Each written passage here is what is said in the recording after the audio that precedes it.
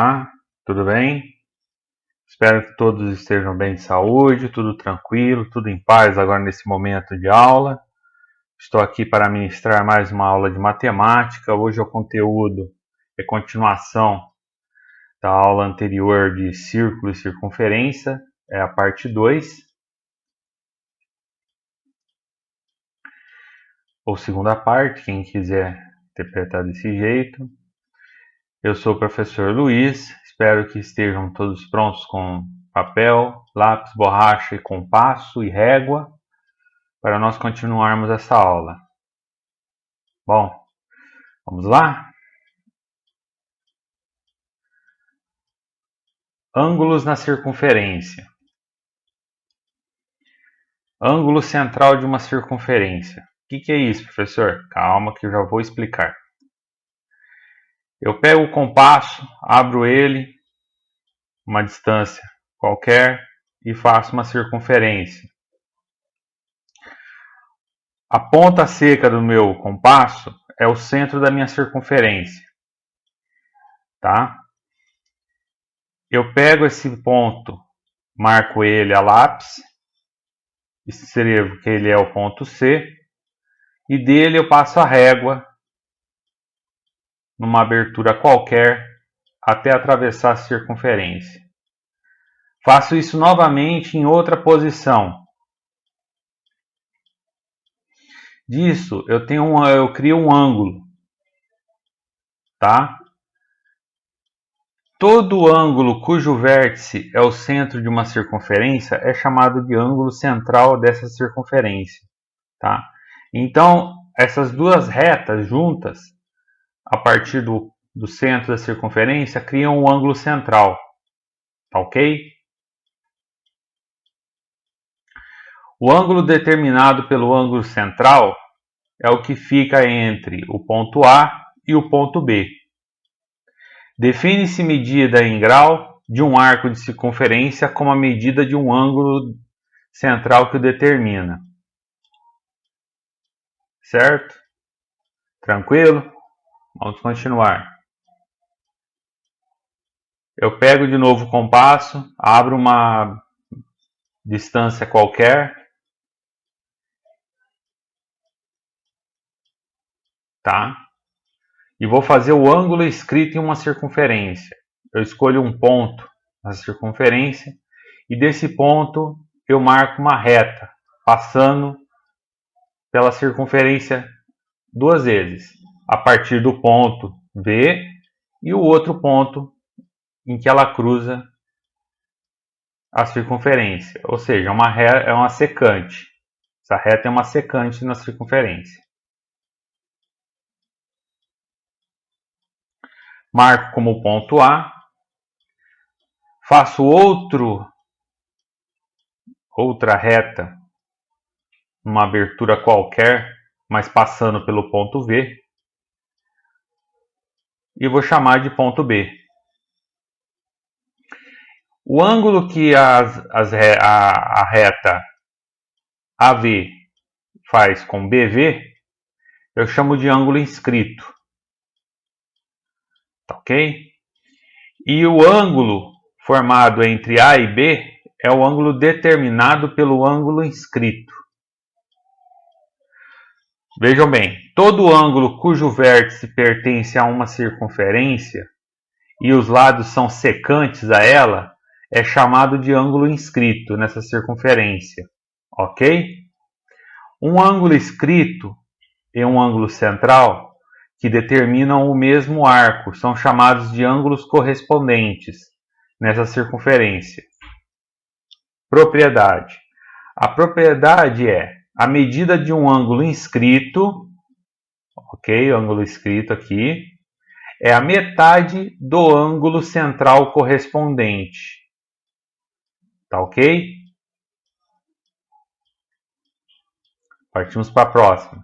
Abro novamente a circunferência em uma determinada posição e vou fazer agora o ângulo do segmento e faço o meu círculo. Escolho o ponto com a ponta seca e faço o círculo.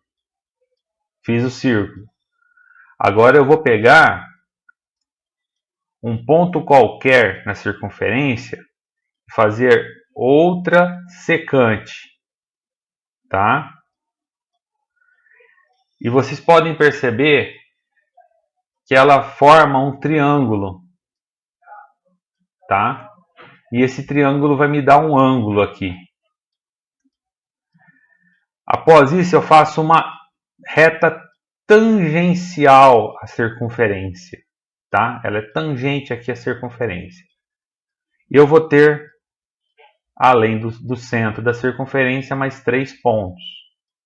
Ponto A, ponto B e o ponto V do vértice, tá? Esse ângulo aqui é o ângulo do segmento. E aqui é o ângulo determinado pelo ângulo do segmento, tá? AV ou VA. Assim escolhe cada um do jeito que quiser falar. Vejam bem, todo ângulo cujo vértice pertence a uma circunferência, um lado é tangente, tá? E o outro é secante à circunferência. É chamado de ângulo de segmento. Então, é por isso que é chamado ângulo de segmento aqui. Ok?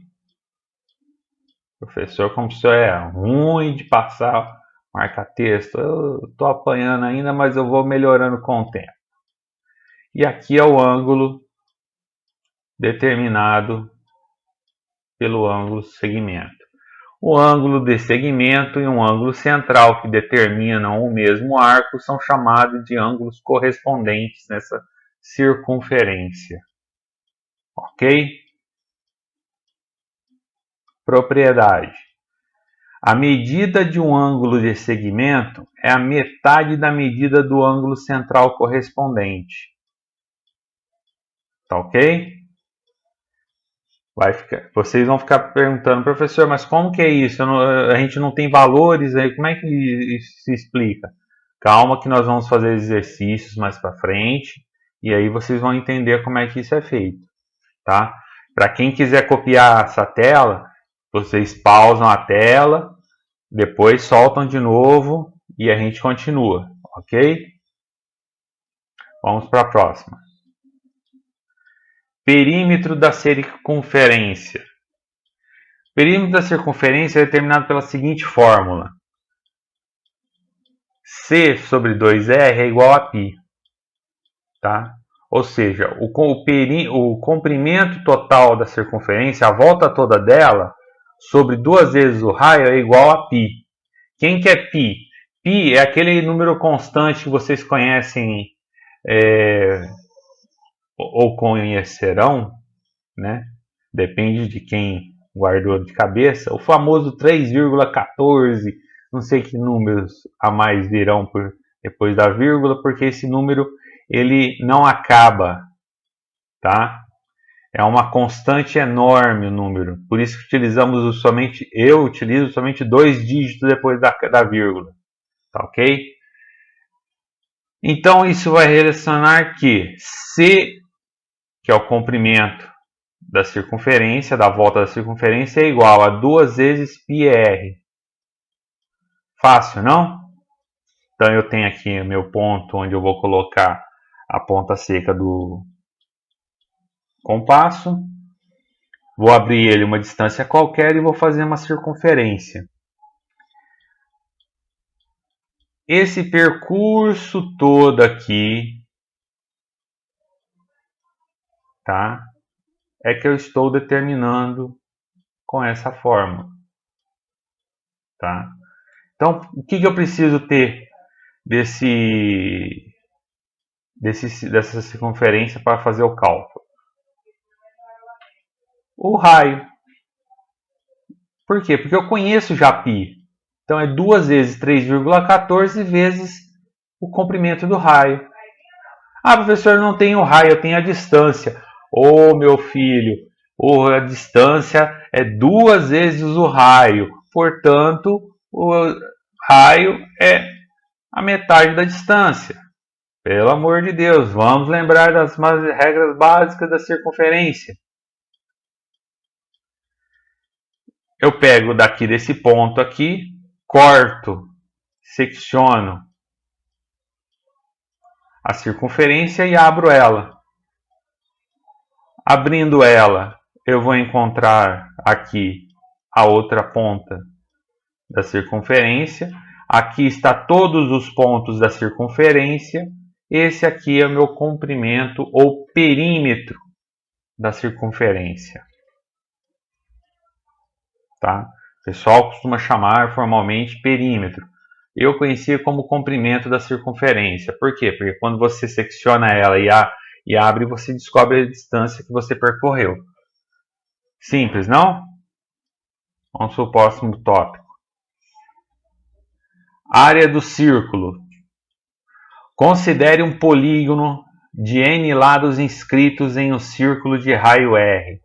Ai, meu Deus do céu, professor, o que é polígono regular de n lados inscrito em um círculo de raio R? Pessoal, nada mais é que imaginem um polígono. O que é o polígono? Se ninguém lembra que o polígono é um elemento que possui no mínimo 3 lados e no máximo n lados possíveis. Tá? O triângulo é um polígono, o quadrado é um polígono, o retângulo é um polígono, o hexágono é um polígono, tá? Para quem agora está se lembrando o que é exatamente isso. Então, o que é? Como que a gente vai fazer aqui? Ó? A área desse polígono é... Fiz a circunferência, abrindo uma medida qualquer, e desenho o polígono dentro. Quando eu falo lados inscrito em um círculo de raio R, é porque eles estão dentro, tá, da circunferência. Esse polígono ele tem um H aqui desconhecido, né, porque estamos trabalhando com medidas aleatórias, tá? E eu tenho o raio, que é a ponta do A aqui, tá? Então, cada lado bate na circunferência aqui, ó. Se vocês olharem as pontas, elas batem como raio da circunferência. Essa é a fórmula do perímetro do polígono, tá? Essa área é menor que a área do círculo. Porém, fazendo o número n de lados aumentar, ou seja, se eu tivesse mais paredes nesse polígono e aumentasse indefinidamente, ou seja, ir ao infinito, verifica-se que o perímetro do polígono tende-se a igualar a da circunferência. O que vai acontecer? Esse espacinho aqui, ó, que o H ainda não chegou, tá? Tende a se igualar ao raio da circunferência, tá? Então vai chegar um momento que vai chegar um ladinho minúsculo, enésimo, tá? Que vai ter um H que vai encostar na circunferência. Aí a circunferência vai estar igual ao polígono. A área desse polígono tende a se igualar à área do círculo, como eu acabei de falar. Assim, a expressão perímetro do polígono vezes h sobre 2 tende a 2 que multiplica π vezes o raio dividido por 2, que é a área do círculo, isto é, a área do círculo é igual a πr ao quadrado. Tá ok? Então, quando eu tiver um raio, ou se eu tiver o diâmetro, não vou explicar de novo, já expliquei alguns instantes atrás, tá?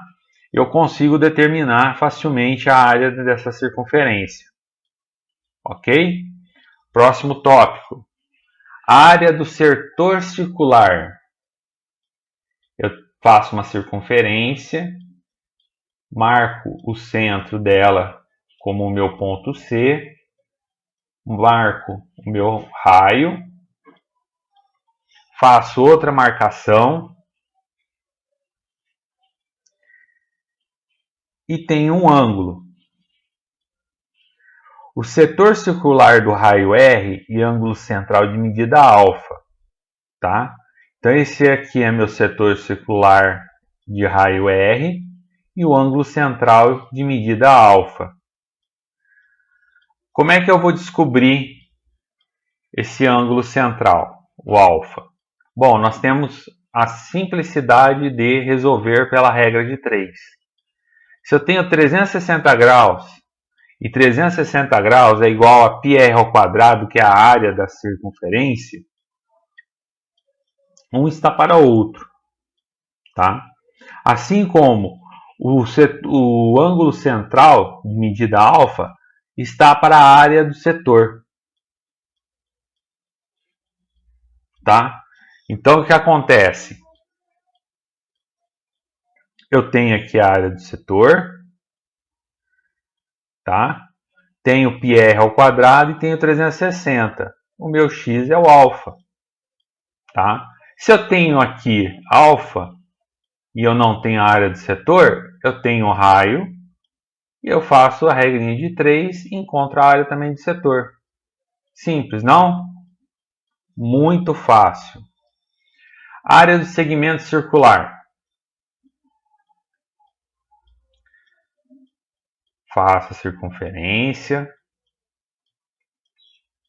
marco o centro como C, marco o meu raio,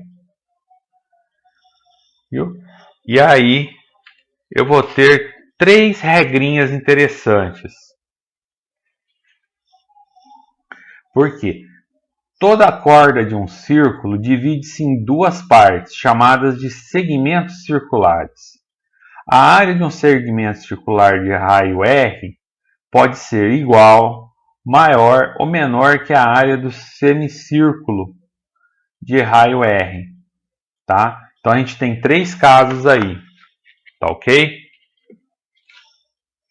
O primeiro caso seria a reta passando bem no centro da circunferência, tá? Vejam o que acontece. Eu quero descobrir a área aqui, essa área todinha aqui, tá? Não vou rabiscar tudo aqui não, tá? Só vou dar uma preenchida porque é para descobrir essa área.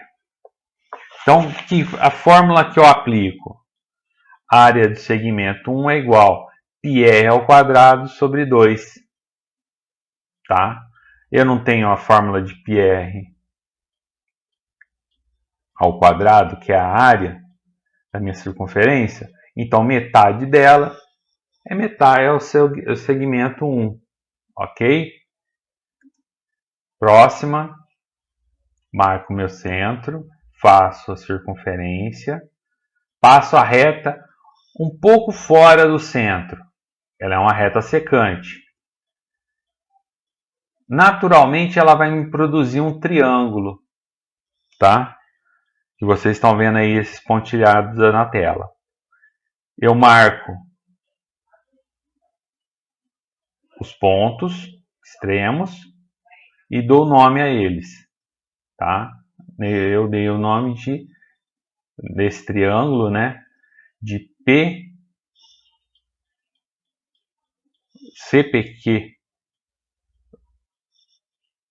Fica a critério de vocês, pode ser PCQ, ok? E tem um ponto N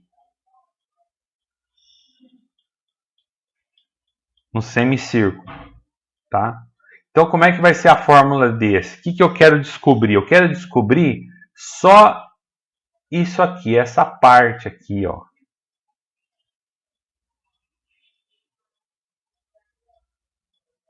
Exatamente essa parte.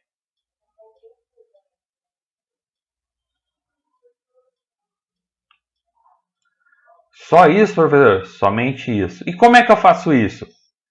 Ora, simples. A fórmula é a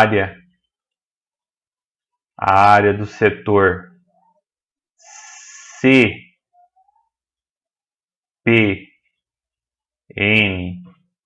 Q menos quem? A área do triângulo CPQ. Ah, professor, mas como é que eu faço isso?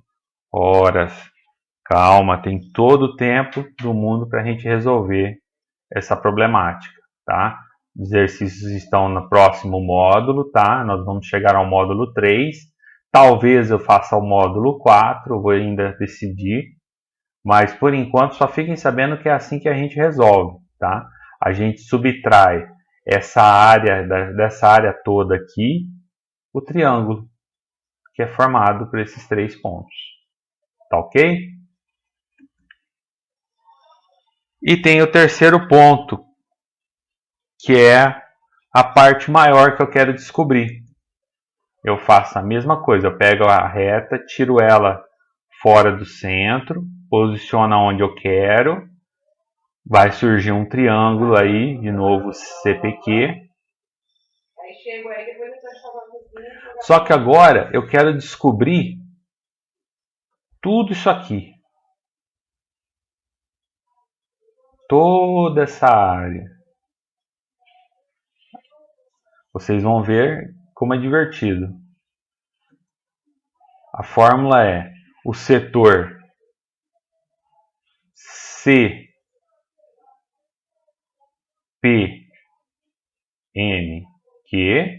mais o triângulo CPQ. Perceberam? Primeiro essa área eu descubro e somo com a área do triângulo. Tranquilo? Fácil, não? Ah, professor, falando assim é fácil. Eu sei que é fácil falar. Difícil é resolver o problema. Por isso que a gente vai ter o módulo 3 com problemas para resolver. Para vocês verem como é que se resolve esses problemas. Tá ok? Continuando. Área da coroa circular. Essa área da coroa circular não tem problemas. É muito fácil. O que é? A região do plano limitada por 2 circunferências concêntricas, ou seja, de mesmo centro, é chamada de coroa circular. Então eu marco aqui o centro com a ponta seca do compasso, faço um círculo com uma distância de abertura qualquer com o meu compasso. Aí que eu faço agora? Eu marco o raio aqui e vou criar meu primeiro raio. Depois eu abro um pouco mais o compasso, além desse tamanho desse raio, e faço outra circunferência no mesmo centro. E marco o meu raio maior. Tá? O R maior para a circunferência maior, o R menor para a circunferência menor. Tá ok? Normativamente a gente costuma fazer assim, tá ok, galera? Então vão guardando aí.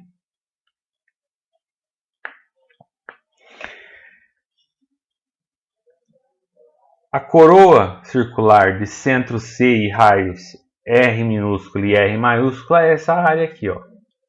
Essa aqui é a coroa. Toda essa área aqui.